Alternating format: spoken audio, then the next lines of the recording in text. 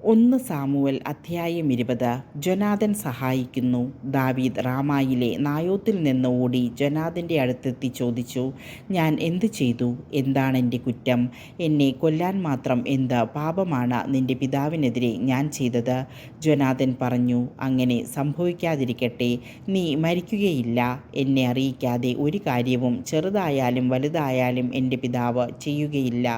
പിന്നെ എന്തിന് പിതാവ് ഇക്കാര്യം എന്നിൽ നിന്ന് മറച്ചുവെക്കുന്നു? അങ്ങനെ സംഭവിക്കുകയില്ല. ദാവീദ് പറഞ്ഞു, നിനക്ക് എന്നോടിഷ്ടമാണെന്ന് നിന്റെ പിതാവിന് നന്നായി അറിയാം. അതിനാൽ നീ ദുഃഖിക്കാതിരിക്കാൻ ഇക്കാര്യം അറിയേണ്ടെന്ന് അവൻ വിചാരിച്ചു കാണും. നീയാണേ, ജീവനുള്ള കർത്താവാണേ, ഞാൻ പറയുന്നു, ഞാനും മരണവും തമ്മിൽ ഒരടി അകലമേയുള്ളൂ. ജൊനാഥൻ അവനോട് പറഞ്ഞു, നീ ആവശ്യപ്പെടുന്നതെന്തും നിനക്ക് വേണ്ടി ഞാൻ ചെയ്യാം. ദാവീദ് പറഞ്ഞു, നാളെ അമാവാസിയാണ്. പതിവനുസരിച്ച് ഞാൻ രാജാവിനോടൊത്ത് ഭക്ഷണത്തിനിരിക്കേണ്ടതാണ്. പക്ഷേ മൂന്നാം നാൾ വൈകുന്നേരം വരെ വയലിൽ ഒളിച്ചിരിക്കാൻ എന്നെ അനുവദിക്കണം. നിന്റെ പിതാവ് എന്നെ തിരക്കിയാൽ ദാവീദ് തൻ്റെ കുടുംബം മുഴുവനും ചേർന്നുള്ള വാർഷിക ബലിക്ക് ബത്ലഹേമിൽ പോകാൻ അനുമതിക്കായി കേണപേക്ഷിച്ചുവെന്ന് പറയണം. അവൻ അത് കേട്ട് തൃപ്തനായാൽ ഈ ദാസൻ്റെ ഭാഗ്യം, കുപിതനായാൽ എന്നോട് തിന്മ ചെയ്യാൻ ഉറച്ചിരിക്കുന്നുവെന്ന് മനസ്സിലാക്കാം. ആകയാൽ ഈ ദാസനോട് കരുണ കാണിക്കണം. നമ്മൾ തമ്മിൽ കർത്താവിൻ്റെ നാമത്തിൽ ഒരു ഉടമ്പടി ഉണ്ടാക്കിയിട്ടുണ്ടല്ലോ.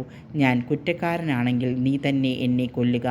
എന്തിനാണ് നിന്റെ പിതാവിൻ്റെ അടുക്കിലേക്ക് എന്നെ കൊണ്ടുപോകുന്നത്? ജൊനാഥൻ പറഞ്ഞു, അത് സംഭവിക്കാതിരിക്കട്ടെ. എൻ്റെ പിതാവ് നിന്നെ ദ്രോഹിക്കാൻ തീരുമാനിച്ചിട്ടുണ്ടെന്ന് അറിഞ്ഞാൽ ഞാൻ നിന്നോട് പറയാതിരിക്കുമോ? അപ്പോൾ ദാവീദ് ജൊനാഥനോട് ചോദിച്ചു, നിന്റെ പിതാവ് പരുഷമായിട്ടാണ് സംസാരിക്കുന്നതെങ്കിൽ അക്കാര്യം ആരെന്നെ അറിയിക്കും? വരിക, നമുക്ക് വയലിലേക്ക് പോകാമെന്ന് ജൊനാഥൻ പറഞ്ഞു. അവരിരുവരും പോയി. ജൊനാഥൻ ദാവീദിനോട് പറഞ്ഞു, ഇസ്രായേലിൻ്റെ ദൈവമായ കർത്താവാണേ, നാളെയോ മറ്റന്നാളോ ഈ സമയത്ത് ഞാൻ എൻ്റെ പിതാവിനോട് ചോദിക്കുകയും അവൻ നിനക്ക് അനുകൂലമാണെന്ന് കണ്ടാൽ ഞാൻ വിവരമറിയിക്കുകയും ചെയ്യും. നിന്നെ ദ്രോഹിക്കാനാണ് എൻ്റെ പിതാവിൻ്റെ തീരുമാനമെങ്കിൽ അതറിയിച്ച് നിന്നെ ഞാൻ സുരക്ഷിതനായി പറഞ്ഞയക്കും. അല്ലെങ്കിൽ കർത്താവ് എന്നെ ശിക്ഷിക്കട്ടെ. കർത്താവ് എൻ്റെ പിതാവിനോട് കൂടെയായിരുന്നതുപോലെ നിന്നോട് കൂടെയുമായിരിക്കട്ടെ. ഞാൻ ജീവിച്ചിരുന്നാൽ കർത്താവിൻ്റെ നാമത്തിൽ എന്നോട് കാരുണ്യം കാണിക്കണം. മരിച്ചാൽ എൻ്റെ കുടുംബത്തോട് നിനക്കുള്ള കൂറ് ഒരിക്കലും നഷ്ടപ്പെടുത്തരുത്. കർത്താവ് ദാവീദിൻ്റെ ശത്രുക്കളെയെല്ലാം ഭൂമുഖത്ത് നിന്ന് ഉന്മൂലനം ചെയ്യുമ്പോൾ ജൊനാഥൻ്റെ നാമം ദാവീദിൻ്റെ കുടുംബത്തിൽ നിന്ന് വിച്ഛേദിക്കരുതേ.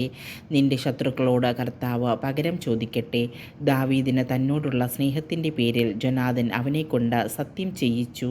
അവൻ ദാവീദിനെ പ്രാണന് തുല്യം സ്നേഹിച്ചിരുന്നു. ജൊനാഥൻ അവനോട് പറഞ്ഞു, നാളെ അമാവാസിയാണ്.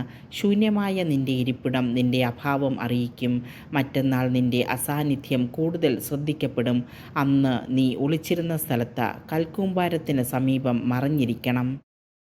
അതിൻ്റെ ഒരു വശത്തേക്ക് 3 അമ്പ് ഉന്നം നോക്കി ഞാനെയ്യും.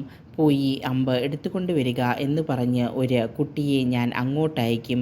അമ്പ് നിൻ്റെ ഇപ്പുറത്താണ്, എടുത്തുകൊണ്ട് വരിക എന്ന് പറഞ്ഞ് കുട്ടിയെ അയച്ചാൽ നിനക്ക് എഴുന്നേറ്റ് വരാം. നീ സുരക്ഷിതനാണ്. അപകടമുണ്ടാവുകയില്ലെന്ന് കർത്താവിൻ്റെ നാമത്തിൽ ഞാൻ സത്യം ചെയ്യുന്നു. അമ്പ് നിനക്ക് അപ്പുറത്താണെന്ന് പറഞ്ഞ് കുട്ടിയെ അയച്ചാൽ നീ പൊയ്ക്കൊള്ളണം. കർത്താവ് നിന്നെ അകലത്തേക്ക് അയക്കുകയാണ്. നാം തമ്മിൽ ഈ പറഞ്ഞതിന് കർത്താവ് എന്നും സാക്ഷിയായിരിക്കട്ടെ. ദാവീദ് വയലിൽ പോയി ഒളിച്ചിരുന്നു. അമാവാസിയായി. രാജാവ് ഭക്ഷണത്തിനിരുന്നു.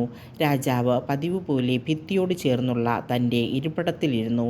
ജൊനാഥൻ എതിർവശത്തും അബ്നേസർ സാവൂളിൻ്റെ സമീപത്തും. ദാവീദിൻ്റെ ഇരിപ്പിടമാകട്ടെ ഒഴിഞ്ഞുകിടന്നു. സാവൂൾ അന്ന് ഒന്നും പറഞ്ഞില്ല. ദാവീദിന് എന്തോ സംഭവിച്ചിരിക്കണം. ഒരുപക്ഷെ അവൻ അശുദ്ധനാണ്. തീർച്ചയായും അങ്ങനെ തന്നെ എന്ന് അവൻ കരുതി. അമാവാസിയുടെ പിറ്റേ ദിവസവും ദാവീദിൻ്റെ ഇരിപ്പിടം ഒഴിഞ്ഞുകിടന്നു. സാവൂൾ പുത്രനായ ജൊനാഥനോട് ചോദിച്ചു, ജെസയുടെ മകൻ ഇന്നലെയും ഇന്നും ഭക്ഷണത്തിന് വരാത്തതെന്താണ്?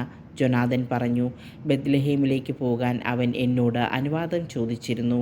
ഞങ്ങളുടെ ഭവനം നഗരത്തിൽ ഒരു ബലിയർപ്പിക്കുന്നതിനാൽ ഞാൻ അവിടെ ഉണ്ടായിരിക്കണമെന്ന് എൻ്റെ സഹോദരൻ ആവശ്യപ്പെട്ടിട്ടുണ്ട്. ഞാൻ പൊയ്ക്കൊള്ളട്ടെ.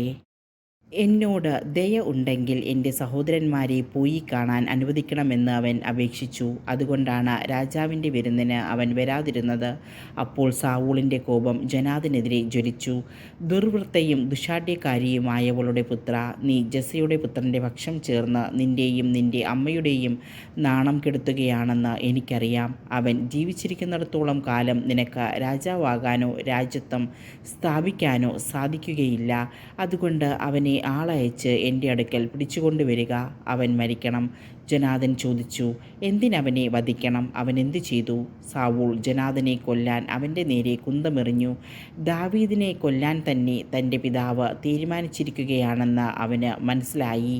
അവൻ തീൻമേശയിൽ നിന്ന് കോപത്തോടെ ചാടി എഴുന്നേറ്റു. അമാവാസിയുടെ പിറ്റേ ദിവസമായ അന്ന് അവൻ ഭക്ഷണമൊന്നും കഴിച്ചില്ല. തൻ്റെ പിതാവ് ദാവീദിനെ അപമാനിച്ചത് നിമിത്തം അവൻ ദുഃഖിച്ചു. പിറ്റേ ദിവസം രാവിലെ ദാവീദുമായി പറഞ്ഞൊത്തിരുന്നതനുസരിച്ച് ജനാദൻ ഒരു കുട്ടിയോടൊത്ത് വയലിലേക്ക് ചെന്നു. ജനാദൻ ആ കുട്ടിയോട് പറഞ്ഞു, ഞാൻ എയ്യുന്ന അമ്പ് ഓടിച്ചെന്ന് കണ്ടെടുക്കുക. കുട്ടിയോടുമ്പോൾ അവൻ്റെ അപ്പുറത്തേക്ക് ഒരമ്പെയ്തു. ജനാദൻ എയ്ത അമ്പ് വീണ്ടെടുത്ത് കുട്ടി ചെന്നപ്പോൾ അവൻ കുട്ടിയോട് വിളിച്ചു പറഞ്ഞു, അമ്പ് നിൻ്റെ അപ്പുറത്തല്ലേ? ജനാദൻ വീണ്ടും കുട്ടിയോട് വിളിച്ചു പറഞ്ഞു, അവിടെ നിൽക്കരുത്, ഓടുക, വേഗമാകട്ടെ. കുട്ടി അമ്പ് പറക്കിയെടുത്ത് അവൻ്റെ അടുത്തെത്തി. ജനാദനും ദാവീദിനുമല്ലാതെ കുട്ടിക്ക് കാര്യമൊന്നും മനസ്സിലായില്ല. ജനാദൻ ആയുധങ്ങൾ കുട്ടിയെ ഏൽപ്പിച്ചിട്ട് ഇവയെല്ലാം നഗരത്തിലേക്ക് കൊണ്ടുപോയിക്കൊള്ളുക എന്ന് പറഞ്ഞു. കുട്ടി പോയ ഉടനെ ദാവീദ് കൽക്കൂനയ്ക്കടുത്ത് നിന്ന് എഴുന്നേറ്റ് 3 പ്രാവശ്യം നിലത്ത് കുമ്പിട്ടു. ജനാദനും ദാവീദും പരസ്പരം ചുംബിച്ചു. ദാവീദിന് പരിസരബോധം വരുന്നതുവരെ അവർ കരഞ്ഞു. ജനാദൻ അവനോട് പറഞ്ഞു, സമാധാനത്തോടെ പോവുക. കർത്താവ് എനിക്കും നിനക്കും എൻ്റെ സന്തതികൾക്കും നിൻ്റെ സന്തതികൾക്കും മധ്യേ എന്നും സാക്ഷിയായിരിക്കട്ടെ എന്ന് നമ്മൾ കർത്താവിൻ്റെ നാമത്തിൽ സത്യം ചെയ്തിട്ടുണ്ടല്ലോ. ദാവീദ് യാത്രയായി. ജനാദൻ നഗരത്തിലേക്കും മടങ്ങി.